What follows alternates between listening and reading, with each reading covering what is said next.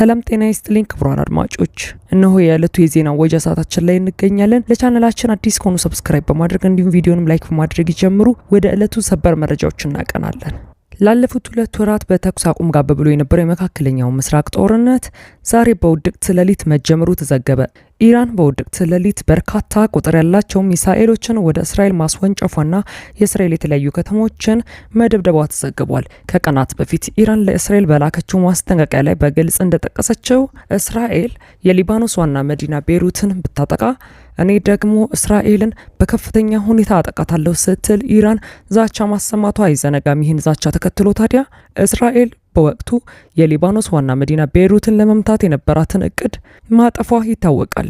በዚህ ክስተት በኋላ በፍጥጫ ላይ ያለፉት 4 ቀናት ያሳለፉት ኢራንና እስራኤል በዛሬው ዕለት አመሻሹን በቤይሩት ላይ ጥቃት ማድረሷን ተከትሎ ነው ወዲያውኑ ኢራን ቁጣዋን ያሰማችው። ኢራን ምሽቱን አውጥታው በነበረው መግለጫ ክልከላይን ጥሳ እስራኤል በቤይሩት ላይ ጥቃት አድርሳለች፣ ስለዚህም የበቀል እርምጃ ሌሊቱን ይጀምራል ስትል ዝታ ነበር።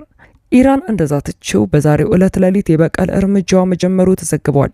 የእስራኤል ባለስልጣናትና የእስራኤል መከላከያ ሰራዊት IDF ሌሊቱን ይፋ እንዳደረጉት ከሆነ በኢራን በእስራኤል ላይም አስደንጋጭ የተባለ የሚሳኤል ጥቃት ከፍታለች ብለዋል።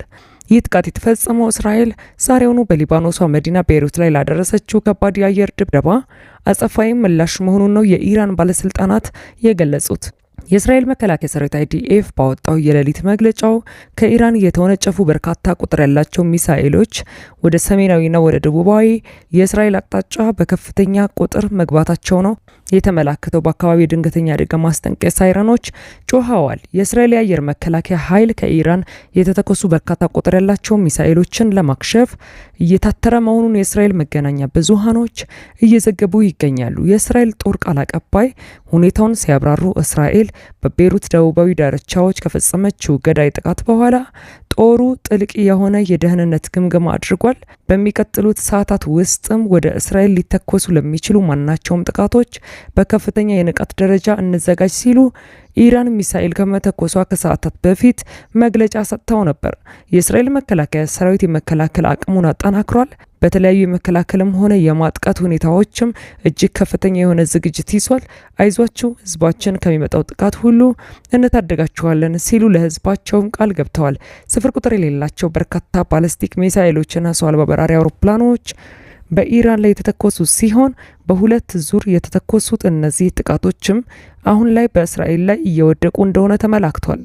የእስራኤል የአየር መከላከያ ስርዓት አብዛኛዎቹን እያከሸፍኩ ነው በሚል መግለጫ ሰጥቷል። የአሜሪካው ፕሬዝዳንት ዶናልድ ጄ ትራምፕ በእስራኤል ላይ የተከፈተውን ጥቃት ተከትሎ ማብራሪያ እንደተሰጣቸው አክሲዮስ የዜና ወኪል ዘግቧል። የዚህ ጥቃት ፖለቲካዊና ወታደራዊ መዘዝ እጅግ የገዘፈ መሆኑን ተንታኞች የሚያመላክቱት ሲሆን ይህ ክስተት በቀጠናው ትልቅ ጦርነትን ሊያቀጣጥል የሚችል በተለይም ደግሞ ባለፈው አፕሪል 8 የተኩስ አቁም ስምምነት ከተነገረ ወዲህ ኢራን በእስራኤል ላይ የሚሳኤል ጥቃት ስትፈጽም ይህ የመጀመሪያው ነው።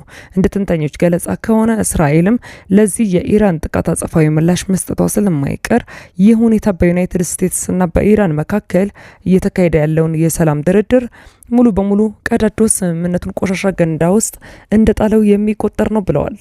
ይህን የደህንነት ስጋት ተከትሎ በእስራኤል የሀገር ውስጥ ግንባር እዝ የጸጥታ ግምገማ በማድረግ ጥብቅ መመሪያዎችን ለመላው እስራኤላውያን አስተላልፈዋል። ኢራን በእስራኤል ላይ ተጨማሪ ሚሳኤሎችን እያስወነጨፈች መሆኑን ደርሰንበታል ያሉም ሲሆን በመላው እስራኤል የሚገኙ ትምህርት ቤቶችና የትምህርት እንቅስቃሴዎች በሙሉ ከአሁኗ ደቂቃዎች ጀምሮ ሙሉ በሙሉ እንዲዘጉ መወሰኑን አመላክቷል። በተጨማሪም የሚደረጉ የህዝብ ስብሰባዎችም ላይ ሰፊ ገደብ መጣሉ ነው የተዘገበው። ከቤት ውጪ ከ200 በላይ በቤት ውስጥ ደግሞ ከ500 ሰዎች በላይ መሰባሰብን ከዛሬ ጀምሮ ተከልክሏል። ከባድ የሆነ ጦርነት ተቀስቅሷል ሲልም የእስራኤል መንግስት በይፋ ለህዝቡ አሳውቋል። የእስራኤል መከላከያ ኃይል እንዳስታወቀው ከሆነ የአየር መከላከያ ስርዓቶቻችን የተተኮሱትን አብዛኛዎቹን የኢራን ሚሳኤሎችን በእስራኤል ሰማይ ላይ እንዳሉ ጉዳት ሳያደርሱ እያከሸፍኳቸው ነው ብሏል። ነገር ግን ኢራን ተጨማሪ መሳሪያዎችን እየተኮሰች እንዳለችም መረጃዎች ደርሰውናል ሲል የገለጸ ሲሆን ለተከፈተው ጦርነት ሁሉም ተዘጋጅተናል ብለዋል። በእስራኤል ላይ ዛሬ ሌሊቱን የተከፈተው ይህንን የኢራንን ውጊያ አስመልክቶ የኢራኑ ጠቅላይ መሪ አያቶላ ሙጅተባ ኻሜኒ በሌሊቱ መግለጫ ሰጥተዋል። ሀሜኒ ለእስራኤል ባስተላለፉት ጠንካራ ያለ መልእክት የኢራን እስላማዊ ሪፐብሊክ የተኩስ አቁም ስምምነት ጥሰቶችንና በሊባኖስ ላይ የሚሰነዘር ማንኛውንም አይነት የጥቃት እርምጃ በፍጹም እንደማትታግስ ደጋግማ ስትገልጽ ቆይታለች ያሉም ሲሆን እነሆ ዛሬ ምሽት ግን አጥቂዎቹ መጠቃት ስላለባቸው አጥቂ የሆነ ጥቃት ፈጽመንባቸዋል ሲሉ ገልጸዋል።